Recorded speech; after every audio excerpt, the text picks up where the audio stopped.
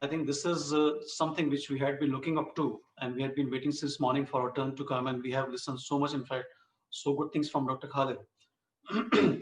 I think this is going to be, I can tell you, is going to be an exciting discussion, and this is a very well power-packed panel, I would say.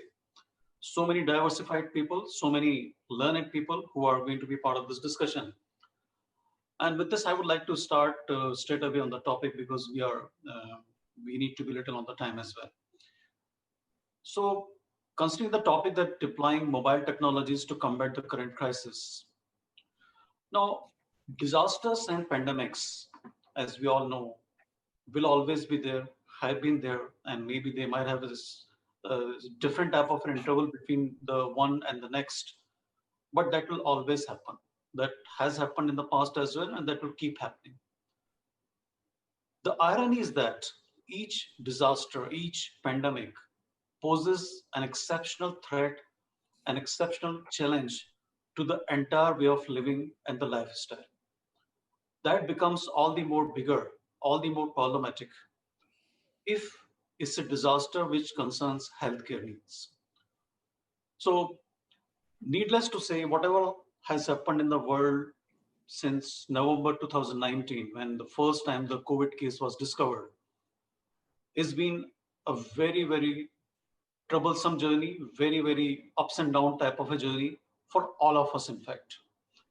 And we have seen how the world has changed its way of living, its way of looking at each other in terms of healthcare, and so many more things, in fact. But I don't think it will make much of a sense to talk about the COVID thing all over again. We have been, in fact, more or less tired of talking about it, hearing about it, reading about it. So we need to look what has been the gains and what has been the real gains for us in terms of long terms. I think healthcare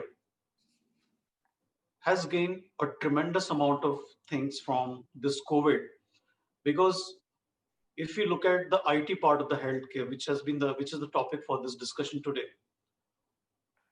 this has never been taken so seriously in healthcare. We have been talking about IT revolution. We had been talking about so many softwares, HIS coming in healthcare for the last so many years.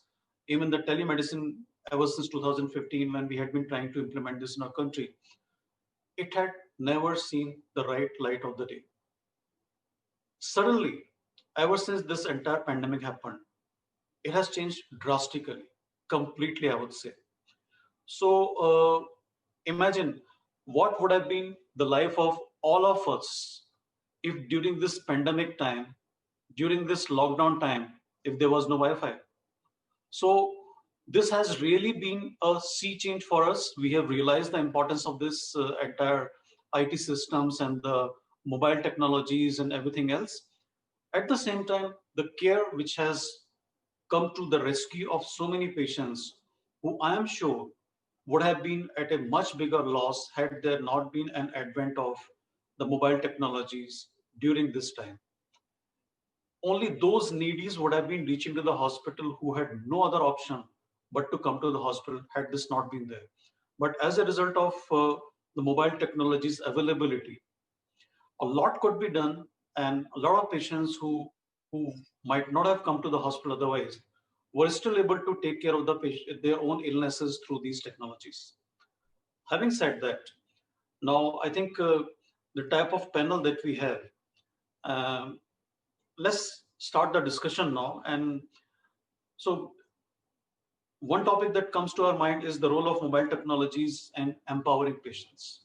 Now we know that healthcare is all about, ever since this was invented, is all about talking to the patient, touching to the patient, understanding the things from the patients. It is all about the right decision making when we auscultate the patient, when we palpate the patient. This has been a key differentiator compared to any other type of a sector where the decision making and the empowerment remain with the patient, either to accept a care or to deny a care. This empowerment, I believe, and that's what the world believes, somewhere has been compromised when it comes to mobile technologies and the usage of mobile technologies for giving a patient care. So with this thought, I would like to move to the first panelist who I would like to request, and that is Soma, because her background has been from the type of job profile that she's carrying. She has been from the operations, she has been from the marketing as well. And the type of profile that she has, I would like to request to Soma to put some light onto this. So Soma, do you think somewhere the patient empowerment has been compromised because of this mobile technologies being utilized for the last few months? Good evening, Dr. Kousar. Good evening, my co-panelists. I'm really thankful to Future Health and Exito to be part of such a panel where all stalwarts are there. Coming to you, Dr. Kousar, your question that whether we have compromised the empowerment of the patients, I would not like to give you a very straight cut one-line answer because it certainly has a background where you are coming from. See, in today's interconnected world, health is no longer an internal matter for any nation. Digital health is very fast emerging as one of the defining trends of this decade, and which is going to have a profound influence into the geopolitical and socioeconomic realities in the future. When we talk about the role of mobile technology in empowering patients, or whether the role of a patient has got compromised because of we are using too much of digital technologies into it, we have to keep in mind that we are going through a very hard hitting pandemic period right now. And it has certainly, with the use of digital technology or mobile apps or mobile technology, I do feel that we have certainly given a rise to the empowered patients. This is basically, as we say, that every crisis teaches us or gives rise to an opportunity. As you have rightly said, Dr. Kausar, that telemedicine was always invented, was always there, but it was never put to use to the extent it should have been used. Today, when we are going through such pandemic times, we have never imagined that there will be days when we cannot even step out of the house, we cannot mix with our, even see our next door neighbor, we cannot reach to a hospital to get our requirements, public transports were off. So obviously, telemedicine now has come to the forefront where ideally it should have been all these years. If you see that from the time in India the lockdown has been announced and the advent of the COVID-19, the volumes and the numbers of the teleconsultations have increased by several multiples. Even people sitting in remote areas, in districts, in towns, in tier 2, tier 3 cities have availed the use of mobile technology to get basic healthcare requirements, knowing fully well that stepping out or getting exposed to a hospital might not be a very good or safe idea for them. Now, obviously, when we are using an increased percentage of telemedicine now, and this is going to be our so-called new normal, even for our lives after Corona. So obviously, that will I feel that this would certainly facilitate the growth of telemedicine like never before. It would also facilitate the adoption of the electronic health records, of which there is certainly a mention in the National Digital Health Blueprint and as well as in the Niti Aayog strategy document.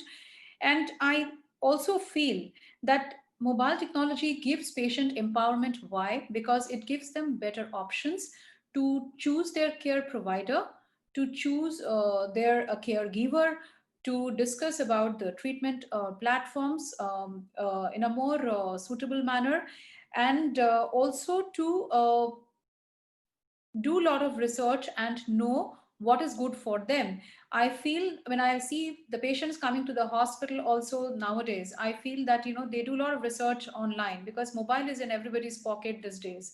So they access the every information available on the net. They are well informed these days. They come to the doctors. But gone are certainly those days when people will drop into a hospital for every small ailment, for every cold, cough, sneeze, or for every follow up visit.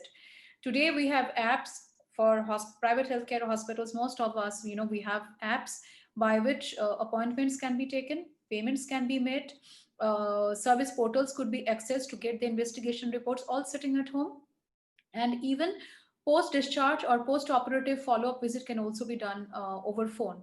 Video conferencing or video calls have taken also a certain amount of growth during this pandemic time, because I have seen in my hospital, in the triage area where we hold the suspect cases, doctors are communicating with the patient families through video calls and updating them about the clinical condition.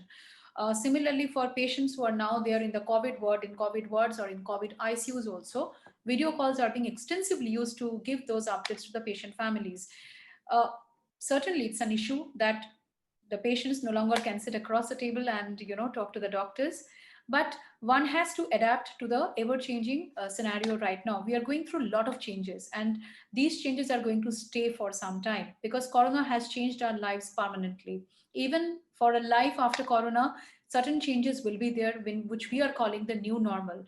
So in those cases, it is imperative that these electronic or digital access to healthcare remains as such. Further growth and research and development takes place on that, because today also when we are talking about mobile technologies, it is used by a very confined section of the society. When we are talking about healthcare anywhere anytime, that kind of a concept, it is very important for technology to reach to even to a person sitting in the far flung area.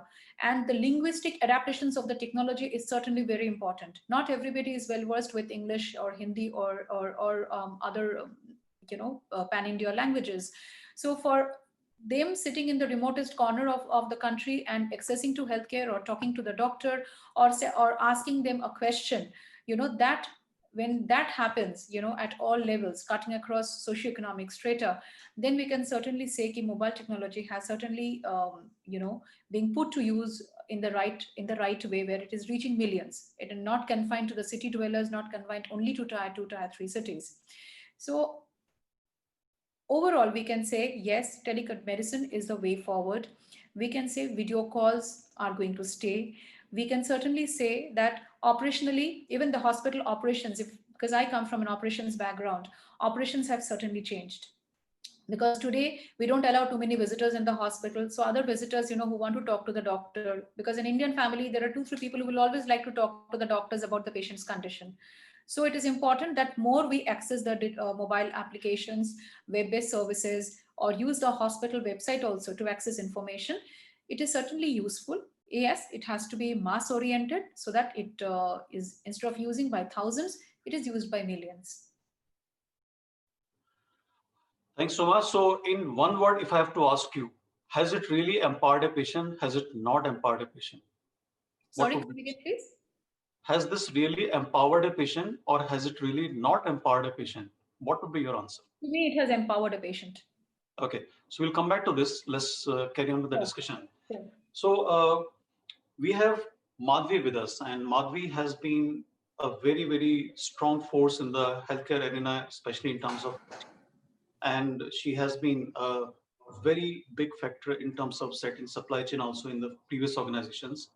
So Madhavi has been an integral part of the DevOps as well in the past, which means she has appropriate understanding and the knowledge about the data sharing, data integration required for creating a good model in terms of home healthcare. So Madhavi, I would like to take the next question with you. That what do you think? What is the real need for data integration for creating a good home care model? Do you think does it exist?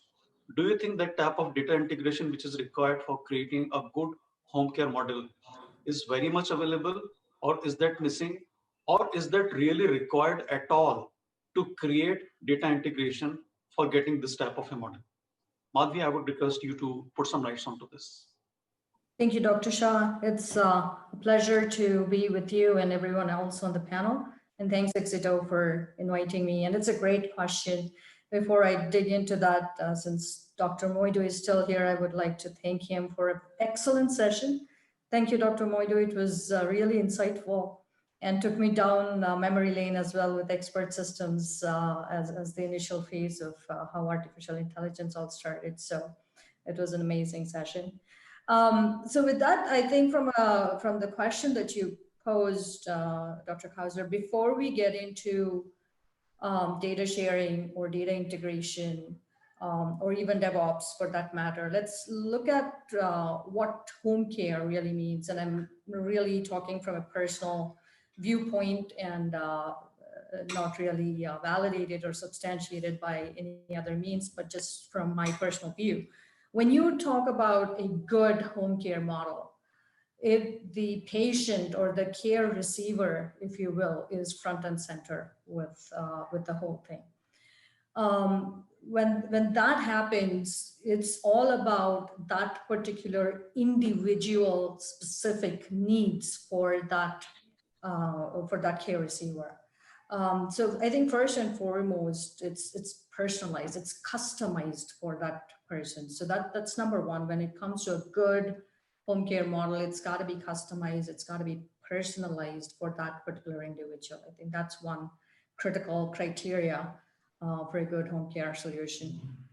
The second is all about the experience. I think a lot of the wonderful panelists before this session also alluded to the fact that today we're looking at the hospital coming to the patient or the home versus the patient going to the hospital. It's going to take some time, obviously, but I think the trend is that way. So as much care that can be provided at home is the way to go. And if that has to happen, it's got to be really good experience.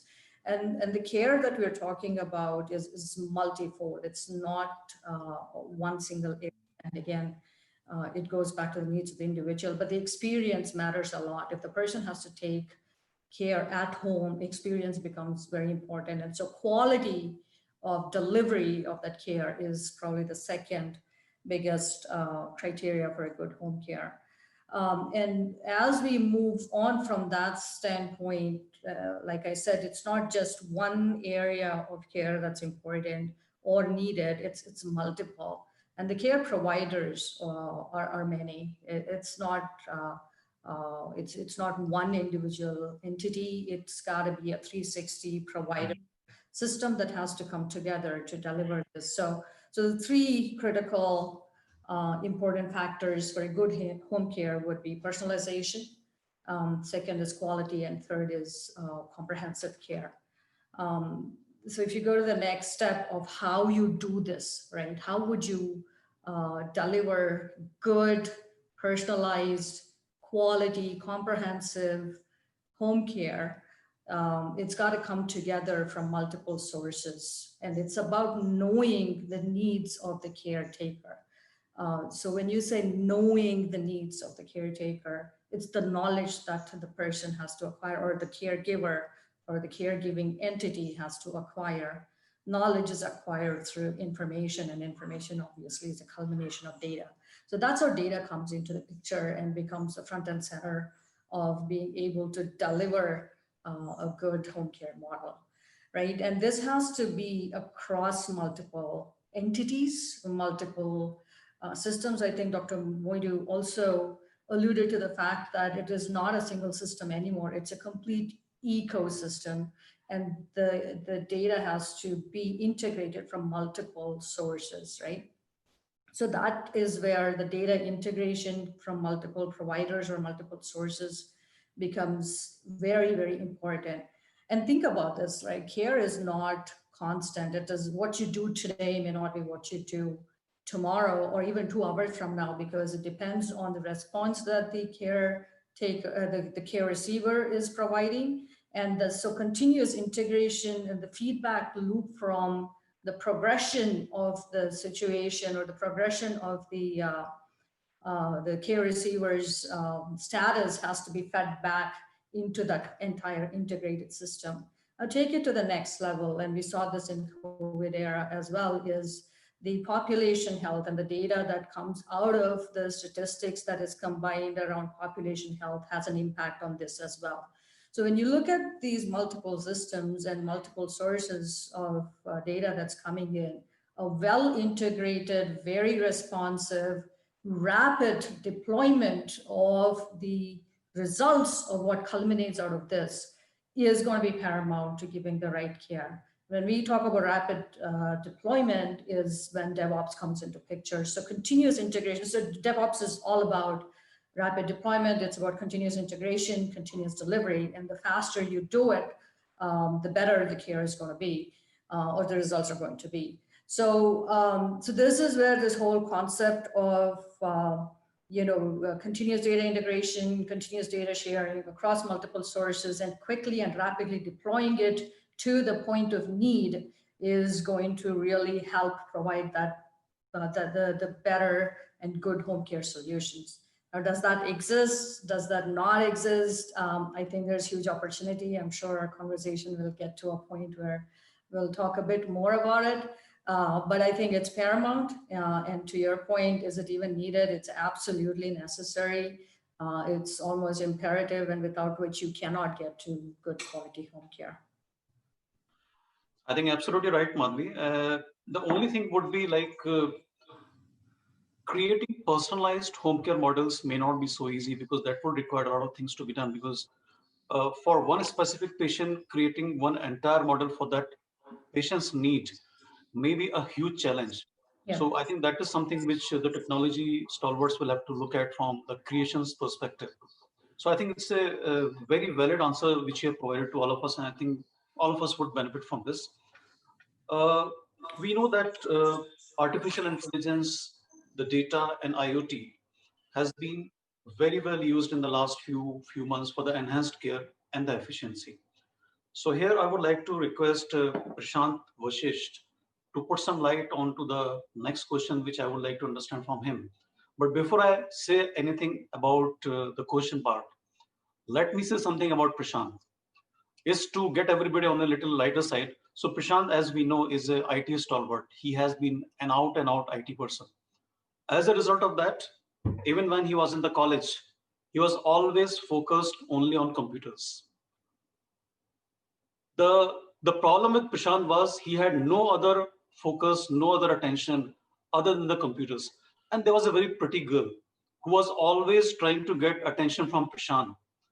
But she had no option. He was never paying attention to her. So once she went to a perfume shop and she said, "Do you have a perfume which can smell of a computer?" The guy asked, "Why?" She said, "Because I want to use that perfume so that Prashant can put some attention onto me." So that is the level of attention and focus Prashant carries. So Prashant, are you there? Yeah, I am there. I just hope your wife is not hearing all this fact revealing things. I hope not. Okay, so Prashant, okay. Well, yeah, please go on. Yeah. So Prashant, we all know that artificial intelligence and the mobile technology has been utilized in our country and all across for the last few months, especially in healthcare to a large extent. But in terms of upscaling the artificial intelligence and the mobile technologies and the data out of this, what is your thought to reach to the model where the clinical precision, clinical decision making about a patient can be even more accurate than what is being today? And at the same time, there is minimal human interaction, human to human, considering the today's scenario where the pandemic scenario is there. And let's imagine the similar scenario is going to continue for some time. What is your thought about it? Well, good evening, everyone. It's really a pleasure being here with all industry leaders. Thank you so much. Well, see, when you talk about AI, IoT, and mobile technology, these are basically technologies which are helping business or technology companies to come up with a product. Number one, these are separate technologies. And if you really talk about how it's helping in healthcare, it's helping to significant level. I have personally come across various scenarios where AI saved lives of people, and you must have come across such scenarios in your life.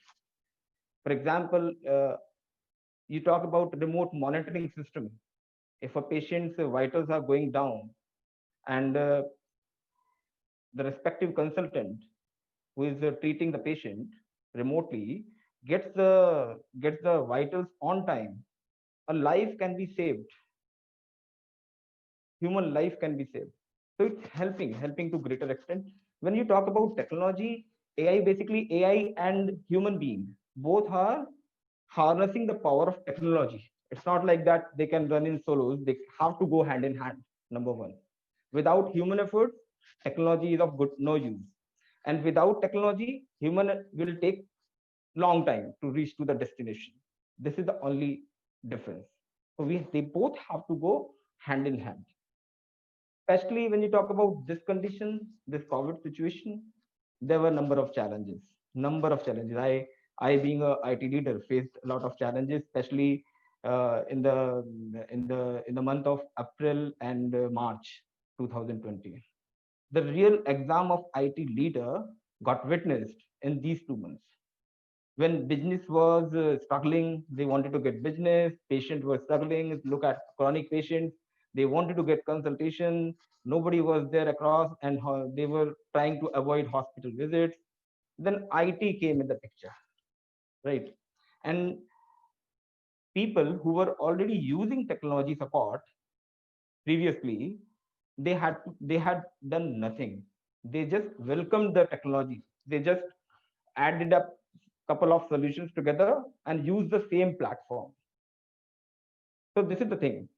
Now coming to AI and coming to IoT and data and other stuff, how we can integrate all these components and can make a product. Number one, when you talk about mobile technologies, simply data is getting transferred from one place to another place. When you talk about IoT, you are using the support of IoT to transfer the data. Basically, these are two physical devices which can be connected together. When you talk about AI is using some logic, and logic comes from definitely from operations, from business users, right? Like doctor says, okay, add up these vital signs and give me when it reached to that limit. So AI is that you amalgamate all these three options and make a product.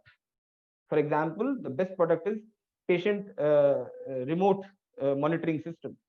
So there are various wearable devices available in the market. You just need to integrate them, and then certainly it helps eventually patients. You can save lives. And yes, mobile technology played major role when you talk about online payment, talk about online appointment, talk about various other activities. For example, my kid's vaccine is due on so and so date, it gives you alert. Definitely it's helping now. The number of mobile users are increasing day by day. They also want something which is user friendly, and when they see something user friendly, then definitely they give preference to that platform rather manual one, because all are carrying and all are saying one thing: I want to work from my hand, I don't want to go to computer. So it's the call of business leaders. It's the total call of business leaders. They have to decide and they have to understand this is the time, this is the era that belongs to technology. And as far as your question is concerned, whether it can go to precision level, I would say yes, very much yes. If the deployment is perfect, if full thought process is there well in advance, then certainly it can be measured to any level. But when you say I want to deploy the solution and then after no follow up, it will go in there. So business leaders, business users has to be supportive. They have to understand SOPs. I have come across various organizations. They deployed mobile app. They rolled out online payment, then appointment.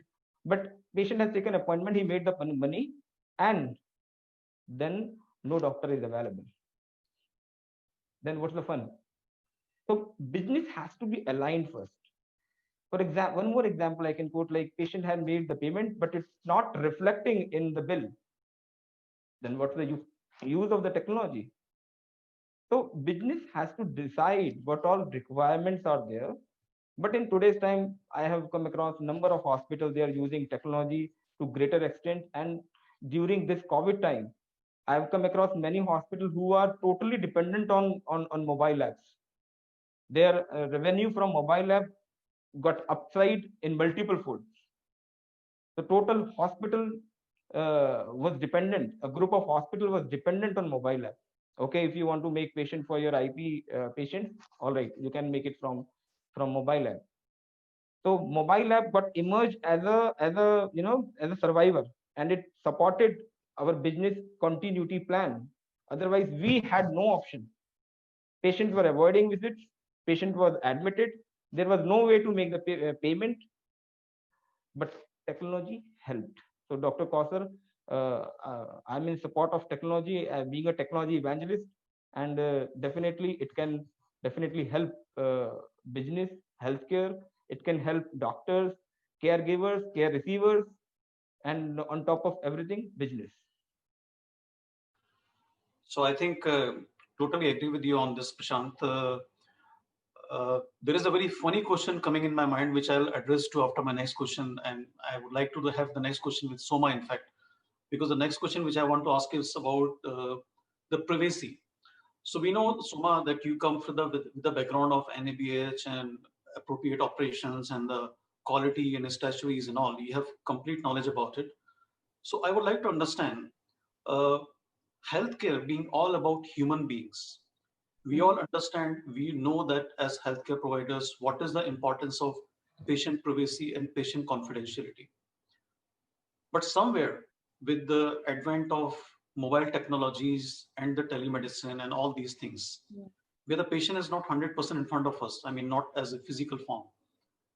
Somewhere there is a myth, I can say myth, or maybe it's a genuine feeling, which I would like to understand from you, that this privacy, this confidentiality of the patient is getting compromised. So what's your thought about this, Soma? You've raised a very valid point about data privacy, data confidentiality. Yes, any accredited hospital would ensure data patient privacy to the health, because that is how the whole SOPs are being worked out in any tertiary care hospital in today's times. Now, when I'm doing a telemedicine, when we are doing telemedicine, of course, we create a pool where, you know, a certain form has to be filled up with the patient's information. And also, it is also important that we share the doctor's information also with the patient. The patient also might not see a doctor across a table, but the patient has full right to know who she is going to, who he is going to, the doctor's name, the doctor credentials, the doctor educational details, experience whatsoever. So that creates an information bridgeway between the doctor and the patient. The storage of the data is very, very important because every hospital in today's times have an electronic medical record system. Plus, our law allows us to have medical records in hard copies also, right? So your medical record system has to be very foolproof. The hierarchy of people accessing that medical records, have electronic medical records or the hardbound medical records, have to be in place, because you can't be having anybody accessing any information from there. When we are talking about data privacy, it is important that we do the telemedicine from the doctor's OPD chambers, but how the data is further then taken out and put up in the central server and stored there, and what kind of an access is being given to that data subsequently for any research, for any such work, or only for data record keeping. That is very, very important, because there is every possibility of data being misused. There is every possibility of a data being leaked out. That possibility remains, and that remains for any other industry, for any other sector who's using electronic data. But how we are using it, it's very, very important. Medical records is a specialized subject, I would say, in today's times of running a hospital system, because how you are keeping your data, how you are assessing your data is very, very crucial. Because we have a medical record system where where access is restricted technologically. So certain people are given access, who can enter into the medical record system and who can access data.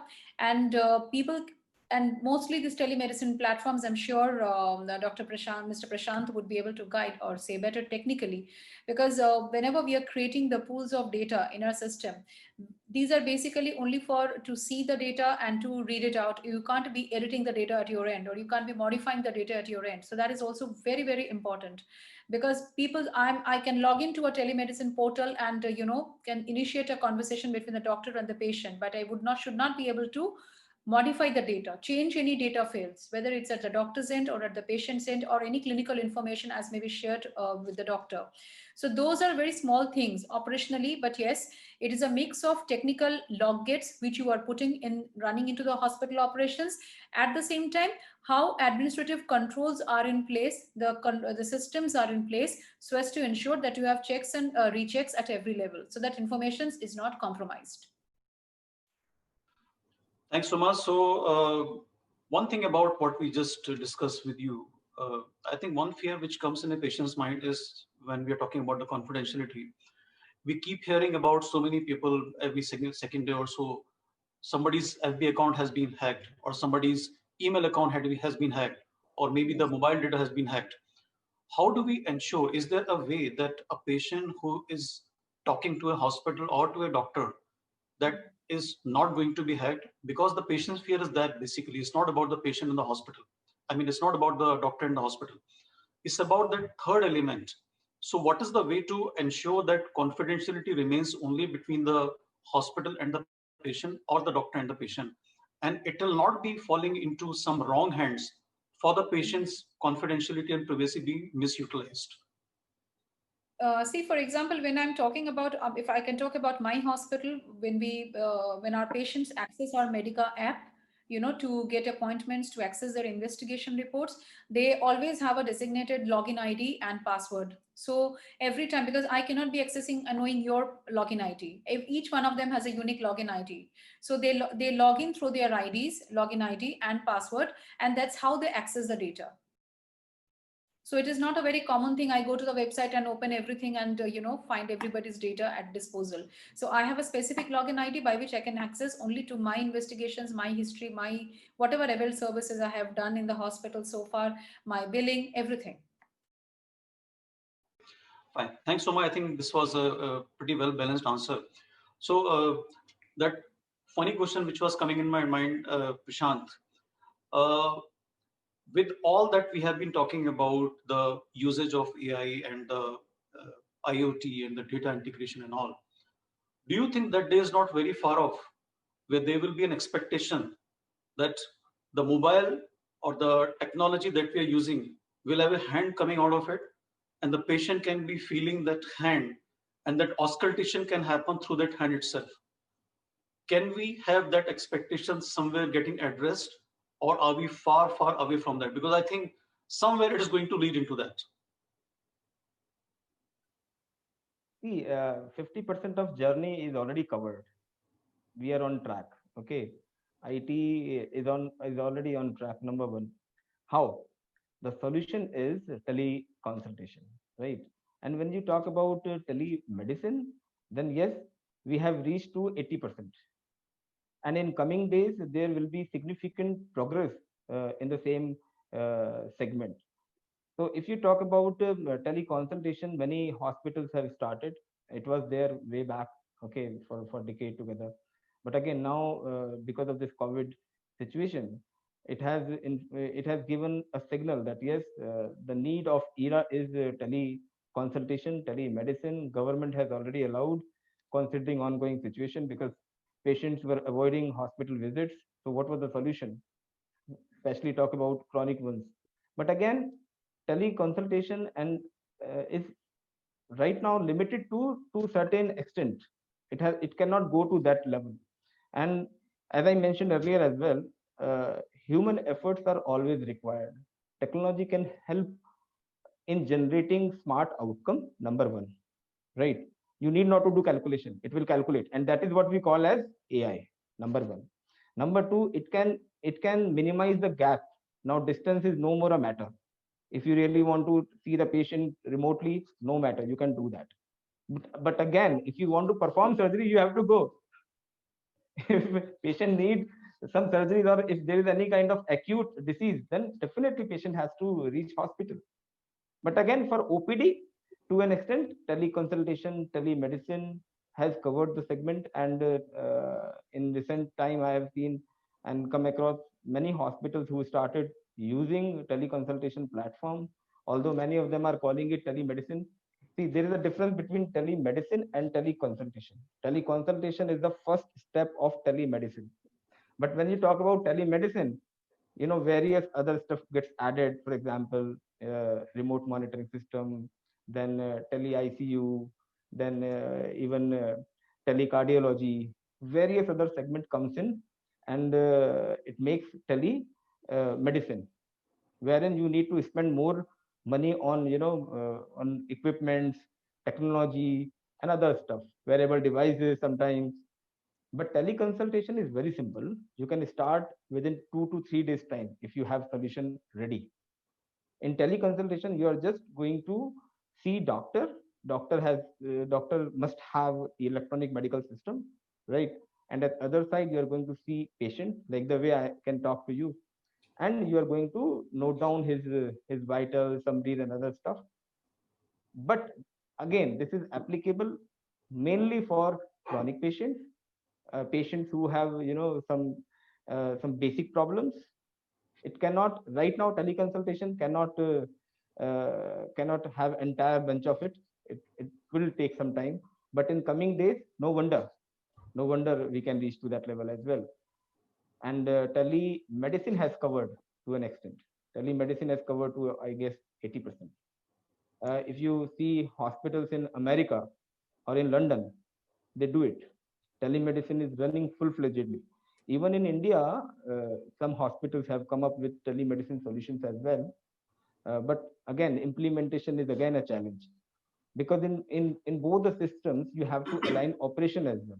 When you talk about operations, then whether doctor is there on time or not, whether the slot has been organized properly or not, or communication problem, infrastructure issues, remote area, you know very well how bandwidth is, although it's improving day by day. But at this stage, telemedicine is not there. It is there, but to an extent. But teleconsultation has come up very strongly and extended a platform to continue the business. I've seen number of hospitals, and who have already adopted this platform. And I've seen companies, software development companies, they evolved this solution overnight. I mean, in March it got started, and by March, mid of March, many hospitals had started teleconsultation solution. So they just use mobile applications. From mobile, you just book the slot, make the payment, and see the doctor. What doctor does? Doctor gives doctor see the patient status, write summary. Summary automatically reach out to patient email ID or WhatsApp account. Very basic solution. These solutions are available. But there is a point, Dr. Kousar, very important point. Let's say doctor has given some investigations or some medicines. Then what? People are limited to this teleconsultation, but not talking about investigation, medicine delivery. If admission is required, then what? So whenever you go for teleconsultation solution, make sure we have to ascertain all these options are available in the basic system, and you are making good use of data. Then again, AI will come in the picture. If patient is admitted, your existing patient, then what can you do? You can understand, okay, his email ID is this, his basic information is this, demographic data is available with you, he's a chronic patient or not, to which consultation he belongs to. So you can find out various things, and system can quickly generate some alerts automatically. So AI will come and use. And then after, if in home sample collection is required, you can assign this particular assignment to your home sample collection segment. If medicine home delivery is required, you can assign this section to medicine home delivery section. If there is any kind of advice of admission, then admission segment will look into this particular segment. So my suggestion is that people should look into broader aspect, whether it's really meaningful or not meaningful. Deployment will never serve the objective. Successful implementation will serve the objective. Good. Thanks a lot, Prashant. Basically, I'll say that my dream is to have a patient bed, which can be put onto the patient's home itself. And the moment the patient hits the bed, his entire vital parameters, for example, the patient's pulse, patient's respiration, patient's cardiac condition from ECG's perspective, patient's temperature. So all these things, if those can be accessible to the doctor sitting elsewhere or sitting in a hospital, if this type of a scenario can be created, I mean, this is just a dream basically. I think that can be a big help for the healthcare industry and to the entire patient fraternity, because up to a certain level, in that case, they will not require to come to the hospital. So this is just a thought basically, which I just thought I'd just bounce to you. Agree But I with think you. it's a very insightful answer which you shared with all of us. So now I know that Madhavi has been very silently listening to all of us, and she must be impatient to, I mean, get into the discussion now. So Madhavi, we spoke about the home care models earlier on in this discussion only. So out of all the home care models available in our country as on date, if you could tell us, as per your understanding, is there any model which you believe is 10 out of 10? Or is there no way, nobody has reached 10 out of 10? And why? That's a great question. I'm not sure I'll put a number to it, but basically, I feel like we're just now in the starting phases of a good home care model. So I feel like we're in the nascent stages. I think the models are still siloed, they're still disparate. True integration is yet to come.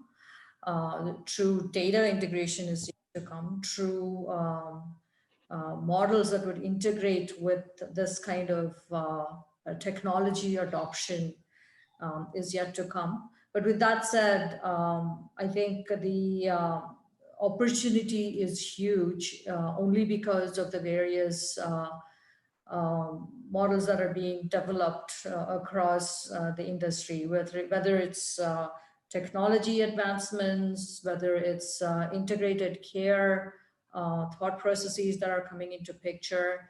We're talking about the digital health footprint today, which is going to make it even more easier for integrated care. So all of these ecosystems these things coming into one single ecosystem will get us to that model. Will we ever get to a 10 out of 10? I think it's probably an ever evolving bar, if you will. So given the constraints that we have today, or given the technologies that we have today, I think we're just now starting with that. We're still nascent. I won't put a number to it again. But I think the future absolutely seems promising, and that's the way to go.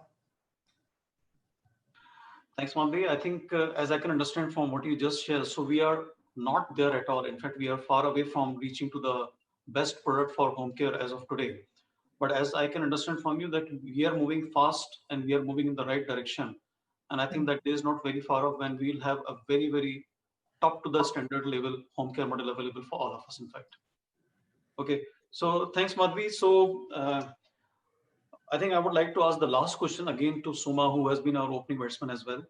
So Soma, you have been associated with the patient's care in your own hospitals, and you have faced this entire pandemic. During this time as well, you have taken appropriate care of the patients with the usage of mobile technologies, and at the same time, appropriately, I'm sure, empowering them. So I'm sure you must have used many ideas, many thoughts about how to do this and how you have been doing this. Would you like to share the thoughts with us, like how this entire journey during this entire scenario has been? And have there been any very good ideas for all of us to understand, pick up from there? Overall, Dr. Kousar, I would like to say this pandemic has taught us, when we talk about hospital or healthcare per se, has taught us two very important things: the use of mobile technology, or the use of technology per se in the broader perspective. Also, I have seen in all these months a sea change in the hospital infrastructure. Because if you see that hospital designing in future would go a complete transformation or overhaul, right? Starting from the conceiving to the planning stage, because We have never built up hospitals knowing that, we will have some COVID-19 one day, right? Now, today we are living in times, we in my hospital, we are the largest private hospital in Kolkata who has 120 COVID-19 beds to serve these patients. So I have to create a safe hospital where I can treat COVID-19 patients safely. At the same time, I have an infrastructure where we have to treat and cure non-COVID patients as well. So obviously, in the current scenario, the technology applies to both segments of these patients and their families. Because obviously, when a COVID-19 patient comes here, the families are quarantined. So naturally, the only way of communication between the patient and the family, between the patient and the patient's family and the doctors is technology, nothing else. Because the only way they can communicate is through the video calls or through Skype calls, or or through other or such other telecommunication methods by which the contact has been established. The other important thing is, yes, for the non-COVID patients, not always it is possible for the relatives to come to the hospital every day. So for them also, the method of communication has been the use of technology. The OPDs initially, as we were seeing in the part of the discussion also here, that in the initial period of the lockdown, the hospital businesses badly plummeted. The OPD footfalls were hardly there. So in those cases, what happens, as business started picking up, patients coming to the hospital, I have seen, unless and until it is absolutely necessary. So initially, what we were facilitating, or we are still facilitating right now, is that initial doctor's consultation through teleconsultation, sharing of reports, and when the doctor actually, after checking all the reports, gives a confirmation that you have to come to the hospital on so and so date for a pre-anesthetic checkup, followed by the surgery, then we are allowing the patients to come to the hospital. So operationally, the process flow of a patient coming from the outdoor to and getting to the indoors for admission, to then for the subsequent surgery or an elective procedure to discharge, that has also undergone a sea change. The visitation policy changed of the hospital. Now we had to create access control doors across various floors in the hospital to ensure that patients with a particular bed number have access to only that floor and cannot loiter, all over the hospital, not knowing which is a COVID ward, which is a non-COVID ward, etc. So operationally, using technology, yes, we have made some progresses. I would also like to say that we are all discussing the empowerment of the patients, in terms of connecting with the doctor. But also it is very important that today patients are also empowered because of the fact of, because all our hospitals have undergone a lot of changes in the infrastructure using technology to accommodate the treatment for these patients. Otherwise, we would not have been able to fight the pandemic. So technology is just not confined to mere communication between the doctors and the patients. Technology has taken over 360 degrees, in terms of making a proper setup for accommodating the patient so that they can go for or opt for teleconsultation, and then they can take the subsequent hospitalization. We look at it that way, the broader picture. So teleconsultation use of technology in telemedicine, teleconsultation is certainly one spoke of the wheel. There are a lot of other spokes as well. So operationally, it's a huge change. And I'm sure, because Corona is going to stay, we don't exactly know when it is going to go.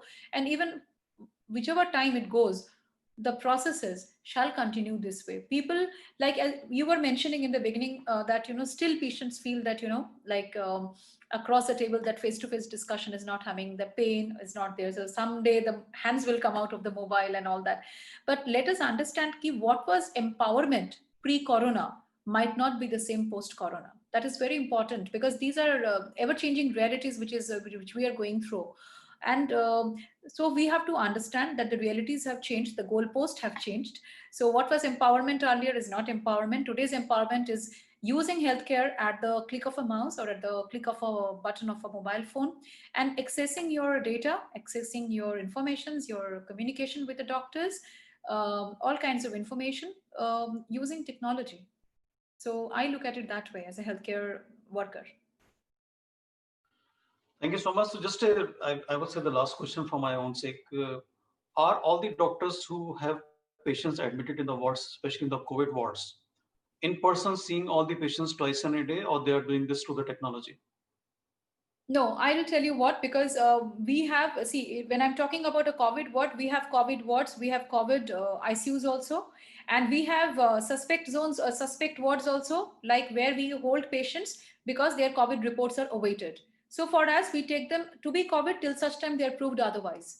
So doctors here give physical rounds in PPEs, and once they finish their rounds, every ward is assigned a particular doctor, and a day before the timings of the rounds are fixed up, so we exactly get a clear picture ki which are the designated wards whichever doctor is covering. So what happens after the doctors end their round? Of course, the donning doffing takes a lot of time during pre and post rounds.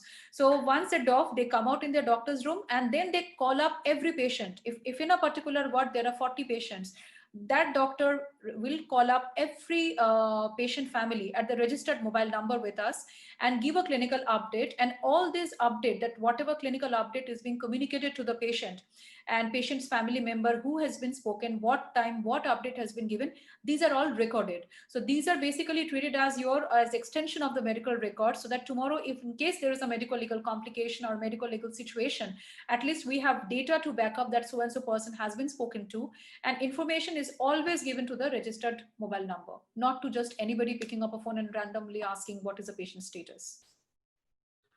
So I it's think a that's very insightful, in fact, very insightful and pretty practical as well, I'm sure. So I think we are done with the time. In fact, we are a bit ahead of the time now. I mean, we've beaten the time, in fact.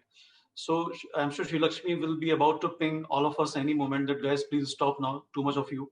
So, but on a serious note, I think it's been a pleasure talking to all of you. And I'm sure the people who have been hearing us, who have been seeing us, they must have enjoyed a lot listening to our thoughts, our ideas, and especially this power-packed panel, which is there, which our speakers are here.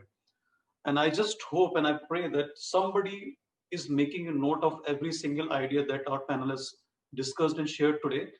And many of the ideas which are not still implemented will at some point of time implemented for the benefit of the entire healthcare in the days and months to come. So with this, and of course, a big thanks to the entire Exito for organizing this entire event and getting us together. I think it's been a pleasure talking to each one of you, and we all have gained tremendously through this discussion. With this, I would like to end the discussion here and